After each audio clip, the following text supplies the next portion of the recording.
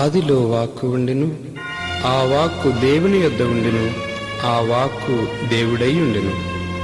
ఆ వాక్కు శరీరధారి అయి మన మధ్య నివసించును.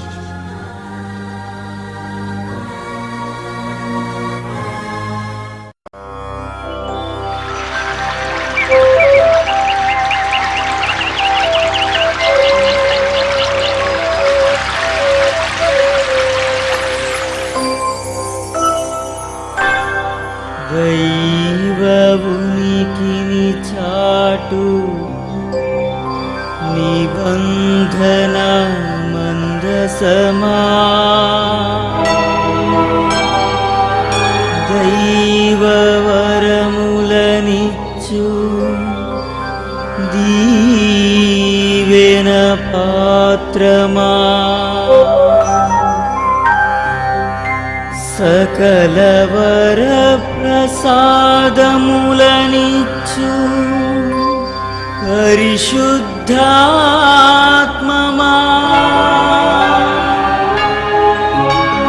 నీకే స్తుతి, నీకే మహిమా, నీకే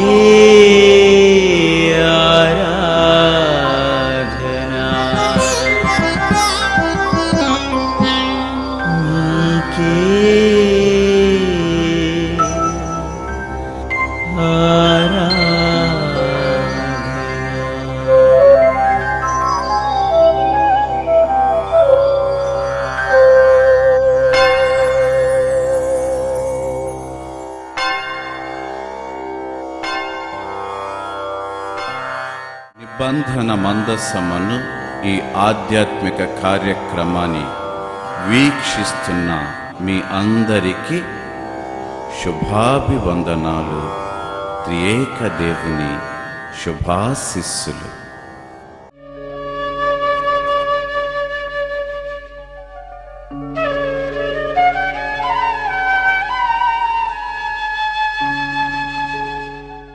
ప్రియులారా, ఈ కృప అన్నటువంటి ఈ భావము మొట్టమొదటిగా నిర్గమాకాండము 34వ అధ్యాయము 6-7 వచనాలలో మనకి విదితమవుతూ ఉంది. ఆలకించండి గ్రంథము నుండి. అతని ఎదుట యెహోవా అతనిని దాటి వెళ్ళుచు, యెహోవా కనికరము, దయ, దీర్ఘశాంతము, విస్తారమైన కృపాసత్యములు గల దేవుడైన యెహోవా, ఆయన 1000 మందికి కృపను చూపుచు దోషమును, అపరాధమును, పాపమును క్షమించును గాని ఆయన ఏ మాత్రమును దోషులను నిర్దోషులుగా ఎంచక 3-4 తరముల వరకు తండ్రుల దోషమును కుమారుల మీదకిని, కుమారుల మీదకిని రప్పించునని ప్రకటించెను. కనికరము, దయ, దీర్ఘశాంతము, విస్తారమైన కృపా సత్యములు. ప్రియులారా, ఇవన్నీ కూడా దేవుని యొక్క క్వాలిటీస్, ఆయన గుణగణాలుగా ఎంచబడుతున్నాయి. ఇంత కలిగినటువంటి ఈయన పాపుల మీద అంత త్వరగా కోపగించుకోడు. కానీ మానవుడు చేసినటువంటి పాప ఫలితము తరతరాల వరకు వారి బిడ్డలకు సోకుతుంది అని కూడా ఆయన ప్రకటించడం జరిగింది. ఈ దేవుని యొక్క ముఖ్యమైన గుణగణాలనే మనకు కృపలాగా ఆయన అనుగ్రహిస్తూ ఉంటాడు. ఇదే విషయాన్ని 145వ కీర్తన 8-9 వచనాలలో మనం గమనిద్దాము. యెహోవా దయా దాక్షిణ్యములు గలవాడు, ఆయన దీర్ఘశాంతుడు, కృపాతిశయం కలవాడు. యెహోవా అందరికీ ఉపకారి, ఆయన కనికరములు ఆయన సమస్త కార్యముల మీద ఉన్నవి. ప్రియులారా, ఇదే విషయాన్ని యావేలు గ్రంథము 2వ అధ్యాయము 13వ వచనములో మరో విధంగా చెప్పడం జరిగింది. మీ దేవుడైన యెహోవా కరుణ వాత్సల్యములు గలవాడును, శాంతమూర్తియు, అత్యంత కృపగలవాడై ఉండి తాను చేయనుద్దేశించిన కీడును చేయక పశ్చాత్తాపపడును గనుక మీ వస్త్రములను కాక మీ హృదయములను చింపుకొని ఆయన తట్టు తిరుగుడి. ప్రియులారా, పాపపు పాత జీవితాన్ని జీవించే ప్రతి ఒక్క వ్యక్తి తిరిగి తనతో సఖ్యత పడాలి అని ఆ సఖ్యత పడటానికి తానే ముందుకొస్తున్నాడు. ఆ తానే ముందుకొచ్చినటువంటి వ్యక్తిగా యేసయ్య మనకు కనిపిస్తున్నాడు. తానే ముందుగా ఈ లోకము తిరిగి తనతో సఖ్యత పరచుకోవటానికి ఒక యాజక గొర్రె పిల్లగా లోక పాపాలను పరిహరించినటువంటి వ్యక్తిగా యేసు మనందరికీ విదితమే. ఆ విధముగా యేసు తన మరణ పునరుత్థానాల ద్వారా మనము దేవుని యొక్క బిడ్డలమయ్యేటటువంటి కృపను, ఆయన రాజ్య వారసులమైనటువంటి హక్కును మనకు అనుగ్రహిస్తున్నాడు. ఇది అంతా కూడా మన గొప్పతనాన్ని బట్టి, మన మంచితనాన్ని బట్టి కాదు, కానీ ఆయన కృపను బట్టి జరుగుతుంది. ఈ కృప ఆయన ముఖ్యముగా తన దివ్య కుమారుడైన యేసయ్య మరణ పునరుత్థానాల ద్వారా మనకు అనుగ్రహిస్తున్నారు. యేసు ప్రభు యొక్క ఉత్థాన వరప్రసాదము పరిశుద్ధాత్మ పాప మన్నింపు. యోహాను వ్రాసిన సువార్త 20వ అధ్యాయము 22వ వచనము ఆలకిద్దాం. ఆయన ఈ మాట చెప్పి వారి మీద ఊది, పరిశుద్ధాత్మను పొందుడు. మీరు ఎవరి పాపములు క్షమింతురో అవి వారికి క్షమింపబడును, ఎవరి పాపములు మీరు నిలిచియుండనిత్తురో అవి నిలచియుండునని వారితో చెప్పాను. పరిశుద్ధాత్మ వరప్రసాదము ఉత్థాన క్రీస్తు ఇచ్చిన గొప్ప వరమండి. ఈ యొక్క పరిశుద్ధాత్మను ఏ విధముగా ఆనాడు యోహాను సువార్త ప్రకారం ఆ ప్రజలు స్వీకరించారు అంటే, యేసు కలత చెందిన వారి మధ్యకు వచ్చి వారితో పలికిన మాట, మీకు శాంతి కలుగునుగాక, నా శాంతిని నేను మీకు ఇస్తున్నా, ఈ లోకం ఇచ్చినట్లు నేను నా శాంతిని మీకు ఇవ్వటం లేదు అని వారిపై శ్వాస ఊది మీరు పవిత్రాత్మను పొందండి. ఇక్కడ శ్వాస ఊదటము అనేటటువంటిది కనుక మనము గమనించినట్లయితే, మొట్టమొదటిలో సృష్టి జరిగినప్పుడు దేవాది దేవుడు నిర్జీవముగా ఉన్నటువంటి ఆ ఆదాము యొక్క ముక్కు గ్రోళ్లలో తన శ్వాస ఊదటం ద్వారా ఆ ఆదామును సజీవుడిగా చేశాడు. అదే విధంగా ఇక్కడ యేసు ప్రభు కలత చెందిన హృదయాలతో బ్రతుకుతూ ఉన్నటువంటి ఆ శిష్యుల మధ్యకు వచ్చి వారికి శాంతిని, సమాధానాన్ని ఇచ్చాడు. ఆ సమయంలో ఆయన చేసినటువంటి ఆ క్రియ మనం గమనించినట్లయితే, వారిపై శ్వాస ఊది తన జీవాన్ని వారికి ఇస్తున్నాడు. వారికి తన జీవాన్ని ఇవ్వటము ద్వారా వారిని ఒక నూతన సృష్టిగా మారుస్తున్నాడు. పరిశుద్ధాత్మ దేవుడు ఒక వ్యక్తి, ఒక శక్తి. మనలో నూతన సృష్టి జరగాలంటే మనము ఖచ్చితంగా పరిశుద్ధాత్మను పొందిన వారమై ఉందాము. ఈ పరిశుద్ధాత్ముడు అనేటటువంటి ఈ వ్యక్తి మనలోకి ఎప్పుడు వస్తారు అంటే, ఏ సమయమునైతే మనము బాప్తిసం పొందుతామో, త్రియేక దేవుని యొక్క నామములోకి మనము చేర్చబడతామో, ఆ సమయములో మనం ఆత్మదేవుని పొందుతాము.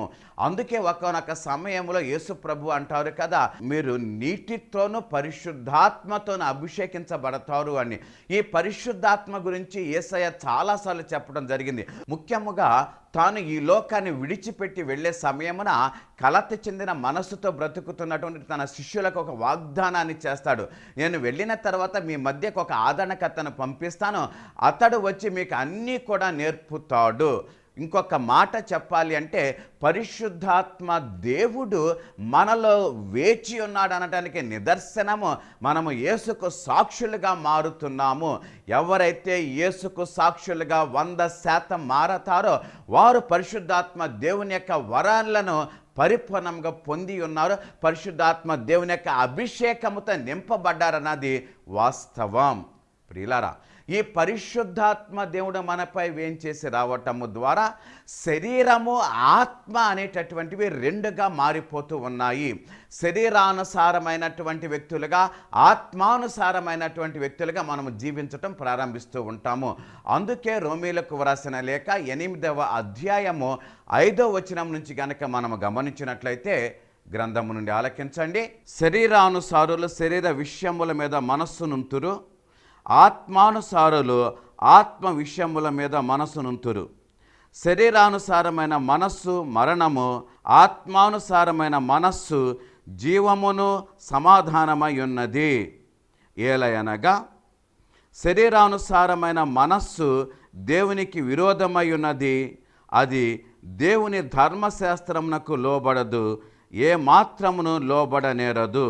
ప్రియులారా, 11వ వచనాన్ని ఆలకిద్దాం. మృతులలో నుండి యేసుని లేపిన వాని ఆత్మ మీలో నివసించిన ఎడల, మృతులలో నుండి క్రీస్తు యేసును లేపిన వాడు చావునకు లోనైన మీ శరీరములను కూడా మీలో నివసించుచున్న తన ఆత్మ ద్వారా జీవింపచేయును. పరిశుద్ధాత్మ దేవుడు మనకిచ్చేటటువంటి గొప్ప వరప్రసాదము ఏంటి అంటే, దేవుని యొక్క ఆత్మ. అంటే యేసయ్యను ఏ ఆత్మ అయితే మృతులలో నుండి లేపిందో ఆ ఆత్మను తండ్రి దేవుడు మనలోనికి జొప్పించాడు అన్నటువంటిది మనకు తెలిసిన వారమై, ఆ ఆత్మను కలిగిన వారమైతే మనము మరణాన్ని జయిస్తాము, తిరిగి నిత్య జీవులుగా మారతాము. ఎందుకంటే ఆత్మ శరీర కలయికే మానవుడు. ఈ ఆత్మ శరీరాల కలయికైన మానవుడు శరీరానికి సంబంధించిన వాటిని ప్రక్కన పడేసి ఆత్మను పరిపూర్ణంగా కలిగిన వాడైతే ఆత్మాభిషేకుడిగా మారిన ఈ వ్యక్తి మరణానికి కారణమైన పాపాన్ని జయిస్తాడు. పాపము వలన వచ్చిన మరణపు ముళ్ళను విరిచివేసి నూతన జీవిగా మారతాడు. ఈ విషయాన్ని మనకు రోమీలకు వ్రాసిన లేఖనందు మనకు స్పష్టంగా ఎరుక చేయబడుతుంది. ముఖ్యంగా ఈ యొక్క 11వ వచనంలో మనం గమనించినట్లయితే, చావునకు లోనైన మీ శరీరాలను ఆయన తిరిగి లేపుతాడు. ఏ విధముగా? ఆత్మ మీలో ఉండటము ద్వారా, పరిశుద్ధాత్మ మీలో ఉండటము ద్వారా. అసలు చావుకు కారణం ఏంటి? పాపము. ఇదే విషయాన్ని రోమీలకు వ్రాసిన లేఖ 6వ అధ్యాయం 23వ వచనంలో మనం గమనించాము. అంటే మరణానికి కారణమైన పాప శరీరానికి సంబంధించింది కాబట్టి శరీరము మృత్యుతుల్యం అవుతుంది. కాబట్టి ఆ శరీరమును మృతులలో నుండి లేపితే మరణము నుండి మనలను బయటికి లేపుతున్నాడు. పాపముపై విజయాన్ని మనకి ఇచ్చేటటువంటిది పరిశుద్ధాత్మ దేవుడు.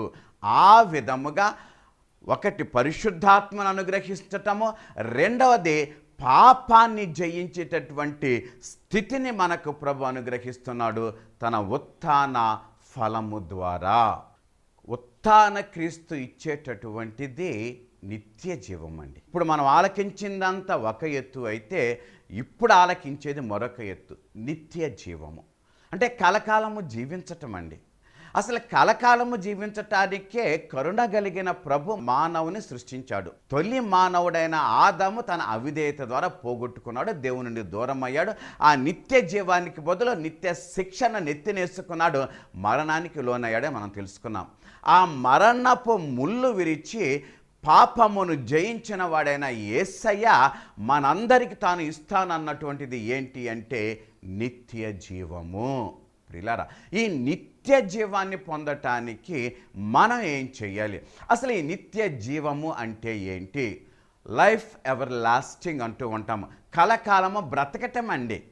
ఎవరి దగ్గర బ్రతకాలి? దేవుని సాన్నిధ్యములో బ్రతకాలి. ఎలా బ్రతకాలి? శరీర జీవులుగా ఉన్నటువంటి మనము అశరీర జీవులుగా మారతాము అంటే దేవుడు చాలా స్పష్టంగా ఎరుక చేస్తున్నాడు. శరీరధారులమైన మనము అశరీరులుగా మారితే తప్ప మనము మోక్షవాసులతో చేరలేము. ఇదే విషయాన్ని మత్తయి సువార్త 22వ అధ్యాయము 23వ వచనం నుంచి ప్రభు చాలా స్పష్టంగా ఎరుక చేస్తున్నాడు.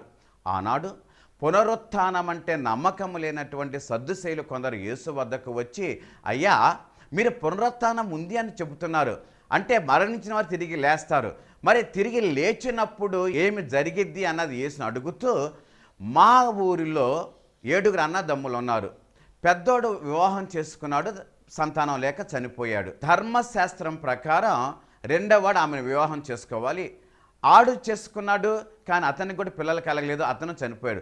ఈ విధముగా ఆమెను 7 వివాహం చేసుకున్నారు, 7 చనిపోయారు, 7 ఎవరికీ పిల్లలు కలగలేదు. మరి పునరుత్థానమందు ఈ 7 ఈ స్త్రీ ఎవరికి భార్య అవుతుంది? అప్పుడు ప్రభు చెప్పిన మాట మనం ఆలకిద్దాం గ్రంథము నుండి. మత్తయి సువార్త 22వ అధ్యాయము 29వ వచనము నుండి. లేఖనములు గాని దేవుని శక్తిని గాని ఎరుగక మీరు పొరబడుచున్నారు. పునరుత్థానమందు ఎవరును పెండ్లి చేసి కొనరు, పెండ్లికియ్యబడరు. వారు పరలోకమందున్న దూతల వలె ఉందురు. మృతుల పునరుత్థానము గూర్చి నేను అబ్రహాము దేవుడను, ఇస్సాకు దేవుడను, యాకోబు దేవుడనై ఉన్నానని దేవుడు మీతో చెప్పిన మాట మీరు చదవలేదా? ఆయన సజీవులకే దేవుడు కానీ మృతులకు దేవుడు కాడని వారితో చెప్పెను. పరలోకపు విషయాన్ని ఎంత స్పష్టంగా ప్రభు ఎరుక చేశారు అంటే, ఉత్థానమైన తరువాత ఇచ్చి పుచ్చుకోటాలు ఉండవు. వారు ఏ విధముగా ఉంటారు అంటే దేవదూతల్లాగా ఉంటారు. మరి దేవదూతలు ఎలా ఉంటారు? వారు అశరీరులు, వారు శరీరధారులు కారు. ఇక్కడ మీకు ఒక చిన్న విషయాన్ని గుర్తు చేస్తాను. దేవుని యొక్క సృష్టిలో శరీర జీవులు జంతువులు, ఆత్మ శరీర జీవులు మనుజులు, ఆత్మజీవులు దేవదూతలు. ఈ ఆత్మ శరీర జీవులు తమ పునరుత్థానము తదుపరి ఆత్మజీవులుగా మారతారు, అంటే దేవదూతల్లా మారతారు. చాలా స్పష్టంగా యేసు ప్రభు ఎరుక చేస్తున్నాడు అండి. ఈ దేవదూతల్లాగా మారేటటువంటి స్థితి మనకు దేవుడు అనుగ్రహిస్తాడు. ఎంతటి గొప్ప స్థితి అంటే, ఇది దేవుని సన్నిధిలో దివారాత్రులు దైవ నామ సంకీర్తన చేసేటటువంటి స్థితి.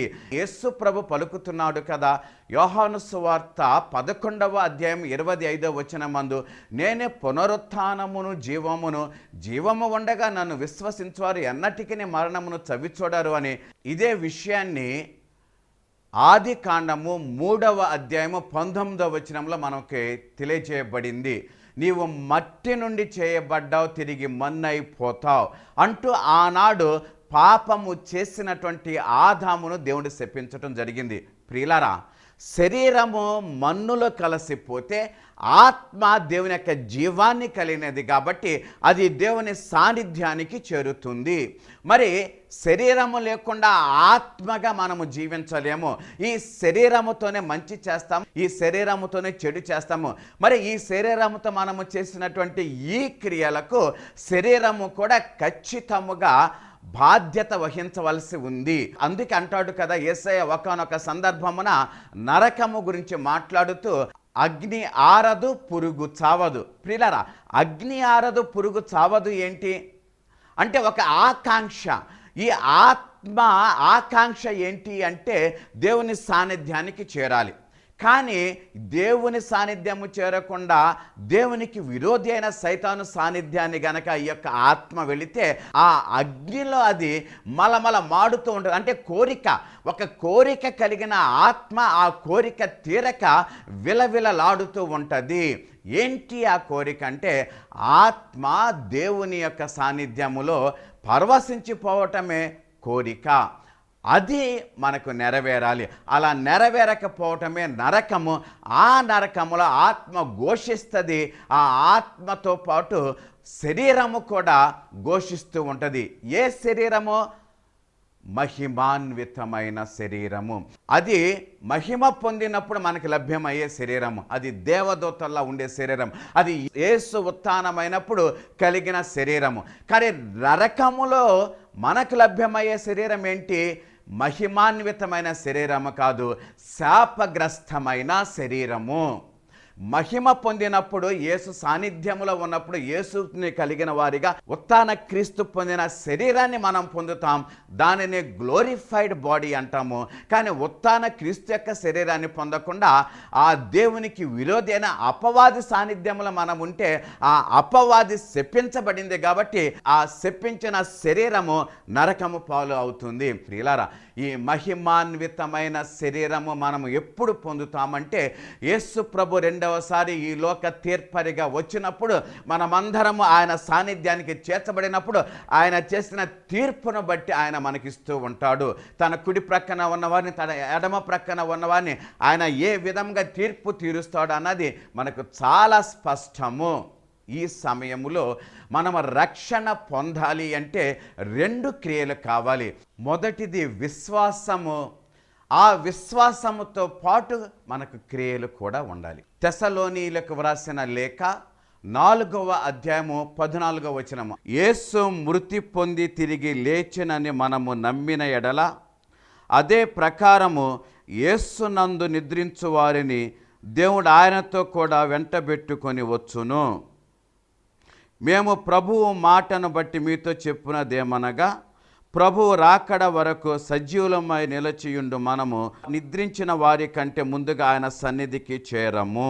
ఇంకొక సందర్భంలో కూడా పౌలు గారు చెప్పడం జరిగింది, ముందుగా ఆయనకు సంబంధించిన వారు ఆ తరువాత తదితరులు దేవుని సాన్నిధ్యానికి చేర్చబడతారు.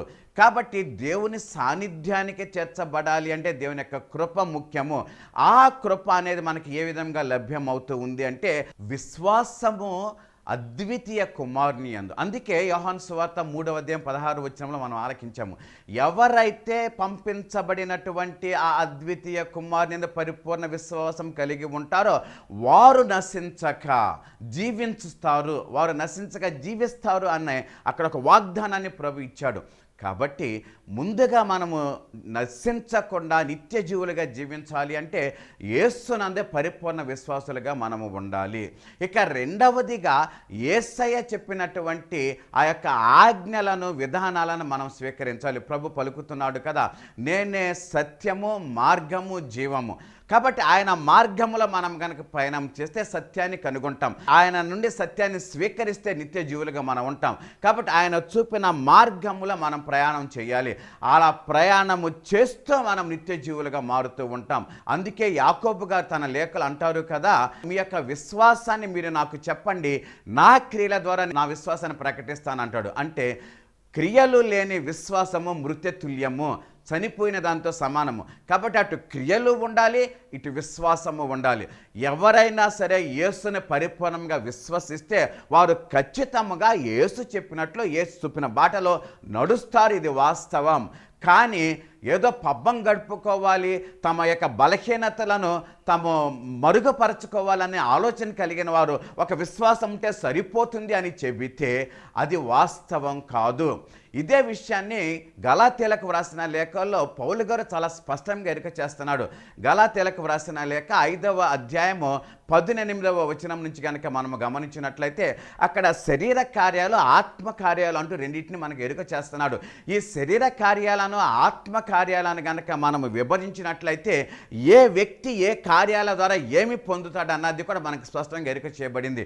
కాబట్టి ప్రియులారా, శరీరానికి సంబంధించిన వ్యక్తులుగా మనం బ్రతకాలి అంటే శరీరము ఈ లోకానికి సంబంధించింది అయితే ఈ లోకవాసులుగా మనం బ్రతకాలి అనుకుంటే ఈ లోకము మనకిచ్చేది శాపము, ఆ శాపము మనకిచ్చేది మరణము, ఆ మరణము మనలను పాపముతో నిండేలా చేస్తుంది. యేసయ్య మనకిచ్చినటువంటి ఆ పునరుత్థాన ఫలమైన నిత్య జీవాన్ని పొందటానికి విశ్వాసులుగా పరిపూర్ణ విశ్వాసులుగా మనము జీవించటం నేర్చుకుంటే ఖచ్చితంగా యేసు సాధించి ముగించిన ఆ దైవ కార్యములు, ఆ రక్షణ కార్యములు ముందుకు కొనసాగుతాము. నేను మీకు ఒక విషయాన్ని జ్ఞాపకం చేస్తాను. పౌలు గారు చాలాసార్లు మహిమాన్వితమైన శరీరం అంటూ చెబుతూ ఉన్నారు. అదే విషయాన్ని యేసు ప్రభు కూడా మత్తయి సువార్తలో 22వ అధ్యాయము 29వ వచనంలో చెప్తున్నాడు. నేను సజీవులకు దేవుడనే కానీ నిర్జీవులకు దేవుడను, నేను అబ్రహాము దేవుడను, ఇస్సాకు దేవుడను, యాకోబు దేవుడను. ఈ ముగ్గురు కూడా దేవుని యొక్క సాన్నిధ్యములో శరీర కార్యాల కంటే ఆత్మ కార్యాలకు అంటే దేవునిపై పరిపూర్ణ విశ్వాసాలుగా జీవించడానికి ఎక్కువ ప్రాముఖ్యత ఇచ్చారు. కాబట్టి వారిని నేటికి కూడా మనము తలస్తూ ఉన్నాము, వారి నామాన్ని మనము ఒక ప్రార్థనగా కూడా మలచుకుంటూ ఉన్నాము. ఈ యొక్క నామము అంటే అబ్రహాము, ఇస్సాకు, యాకోబుల నామము దీవెనకరమైన నామముగా ఎంచబడింది. అదే విధముగా యేసునందు పరిపూర్ణ విశ్వాసులుగా జీవించే ప్రతి ఒక్కరూ కూడా దీవెనకరమైనటువంటి వ్యక్తులుగా మారతారు. అందుకే ఎప్పుడో చనిపోయిన తర్వాత పరలోకానికి చేరతాము అనే దానికంటే ఆ పరలోకం అనేటటువంటిది ఇక్కడ ఈ లోకములో స్థాపించటం మనం నేర్చుకుందాము. ప్రియులారా, పరలోక రాజ్యము సమీపించింది, హృదయ పరివర్తన చెందండి అంటూ ఆనాడు యేసు ప్రకటించాడు. ఇదే ప్రకటన ఆనాడే కాదు, ఈనాడు కూడా మనందరికీ కూడా ఆ ఆత్మదేవుడు ప్రకటిస్తున్నాడు. మీరు మీ జీవితాలు మార్చుకోండి, మీ బ్రతుకు విధానం మార్చుకోండి. ఈ నవీన యుగములో అంత పర్వాలేదులే, ఏం కాదులే అనేటటువంటి భావనకు లోనవుతూ అటు దైవ కార్యాలను ప్రక్కన పెట్టి ఈ లోక కార్యాలకే ఎక్కువ ప్రాముఖ్యతనిస్తూ అంతా కూడా మంచిదే అనే భావన కలిగిన వారిగా మనం బ్రతుకుతున్నాము. ఇది వాస్తవం. ఈ సందర్భంలో ప్రియులారా మనము ఖచ్చితంగా గుర్తుంచుకోవలసింది, పరలోక రాజ్యాన్ని మనము ఇక్కడ మన మధ్య స్థాపన చేయవలసిన బాధ్యులై ఉన్నాము. అందుకే యేసు ప్రభు వెళుతూ అప్పగింతలు ఇచ్చాడండి తన యొక్క 12 మంది శిష్యులు పిలుచుకొని. మత్తయి సువార్త 28వ అధ్యాయం 16వ వచనం నుంచి కనుక గమనించినట్లయితే, నాకు ఇహపరములందు సర్వాధికారం ఇవ్వబడింది, కాబట్టి మీరు ప్రపంచ నలుమూలలకు వెళ్ళి పితా పుత్ర పవిత్రాత్మ నామమున బాప్తిసం ఇవ్వండి. అలా ఇచ్చిన వారు విశ్వాసులుగా ఉన్నవారు నాకు చెందిన వారుగా మారతారు. తద్వారా వారు ఇక్కడే ఈ లోకములోనే నా రాజ్యాన్ని స్థాపించిన వారు అవుతారు.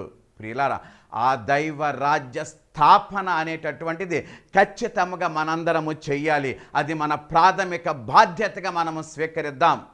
ఏదో బైబిల్ తీసుకొని లోకములో వెళుతూ వాక్యాన్ని ప్రకటిస్తే దైవ రాజ్య స్థాపన అవుతుంది అనుకుంటే అది పొరపాటే. మనకున్న చిన్న ప్రపంచములో, మన గృహములో, మన చుట్టుప్రక్కల మనము బ్రతుకుతూ మన బ్రతుకు ద్వారా మన బ్రతుకుని ఒక ప్రబోధముగా మార్చి దైవరాజ్య స్థాపన చేయటం ప్రారంభిస్తే అది నిజమైన దైవరాజ్య స్థాపన. Your deeds are more than your words అంటే మీ క్రియలు మీ యొక్క మాటల కంటే చాలా గొప్పవి. మీ క్రియల ద్వారా, మీ యొక్క మాటల ద్వారా మాత్రమే కాకుండా మీ క్రియల ద్వారా దైవ రాజ్య స్థాపన ఎక్కడ చేయగలిగితే ఆ దైవ రాజ్య స్థాపన ప్రతిఫలాన్ని మోక్షవాసులుగా జీవితకాలం అంతా మనము జీవిస్తాము. ఆ మరణము లేనటువంటి నిత్య జీవ వారసులుగా, పరలోక రాజ్య వారసులుగా మన జ్యేష్ఠుడైన యేసయ్యతో కలిసి మనము ఉంటాము అన్నది వాస్తవం. అందుకే ఈ యొక్క యేసు ప్రభు ఉత్థానము అనేది అతి ముఖ్యమైనటువంటిది. ఈ ఉత్థాన ఫలమే దైవ రాజ్య ప్రాప్తి. ఈ ఉత్థాన ఫలమే వారసత్వపు ప్రాప్తి. ఈ ఉత్థాన ఫలమే మనము దేవునితో కలకాలము కలిసి ఉండే భాగ్యము. అటువంటి భాగ్యాన్ని మీరందరూ పొందాలని ఆ ఉత్థాన క్రీస్తు మీకు ఒక నూతన జీవాన్ని, నూతన తత్వాన్ని ఇవ్వాలని మనసారా ప్రార్థించుకుందాం. తలలు వంచండి, ప్రార్థన చేసుకుందాం. కృపా సత్య సంపూర్ణులైన మా దేవా, మీకే స్తోత్రమయ. సర్వోన్నతుడవైన మా తండ్రి, మీకే స్తోత్రమయ. ఆల్ఫా ఒమేగా, మీకే స్తోత్రమయ. పతనమైన మానవుని తిరిగి సాన్నిధ్యానికి చేర్చుకోవటానికి, మీకు మాకు మధ్య సఖ్యతను ఏర్పాటు చేయటానికి మీరు మీ దివ్య కుమారుని పంపించారు. ఆయన తన మరణ పునరుత్థానాల ద్వారా ప్రభువా సాధించిన ఆ రక్షణ ఫలాన్ని గురించి మేము ధ్యానం చేశాము. ఈ ప్రక్రియలో ప్రభువా నా బలహీనతను బట్టి కానీ, అజ్ఞానమును బట్టి కానీ నేను సరిగా వివరించలేకపోయినట్లయితే నాకు మీ జ్ఞానమునిచ్చే మరొక అవకాశాన్ని కలుగ చేయండి. ఆలకించినటువంటి ఈ బిడ్డలందరూ కూడా నూరంతలుగా ఫలిస్తూ నిత్య జీవులుగా ఉండే భాగ్యాన్ని కలుగ చేయమని రానయ్యున్న యేసయ్య పవిత్ర నామమున వేడుచున్నాను తండ్రి. ఆమేన్. సర్వశక్తుడు దయామయుడు పిత పుత్ర పవిత్రాత్మ సర్వదా మిమ్ము దీవించి మీకు తోడై ఉందురుగాక. Amen. Thank you. God bless you.